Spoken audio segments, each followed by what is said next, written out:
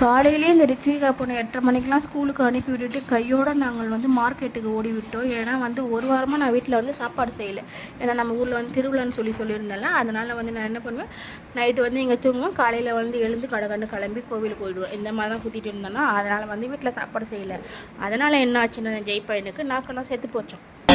அதாவது பட்டினி கிடந்தெல்லாம் நாக்கு சேர்த்து போகல, கடையில் வந்து வகை வகையாக பிரியாணி பரோட்டா அது மாதிரிலாம் சாப்பிட்ருக்காரு. பட் வந்து வீட்டு சாப்பாடு வந்து அவருக்கு கிடைக்கலையா. அதனால் வந்து இன்றைக்கி செஞ்சே தீரணும் ஒரு கட்டாயத்தில் வந்து நான் தள்ளிப்பட விட்டேன். இல்லை தள்ள விட்டேன். ஐயோன்னா தெரியல. இது மாதிரியாக தான் என் வாய் அடிக்கடி உளறுகிறது. நான் என்ன பண்ணுறதுன்னே தெரியல. சரி அதை விடுங்க வாங்க. அன்றைக்கி வந்து நான் வந்து என்ன பண்ணேன்னா, மீன் குழம்பு வச்சுட்டு மீனை வறுத்துட்டு இந்த ஜெய் பையன் வாய்க்கு வந்து கொடுத்துட்டேன். நான் காலையிலேருந்து எனக்கு உடம்பு முடியல, எல்லாம் பாசம் காட்டுற மாதிரி நடிக்க தான் செய்கிறாங்களோ ஒழிய எனக்கு ரெஸ்ட் எடுன்னு சொல்லிட்டு யாரும் வாயை திறந்து சொல்லலை.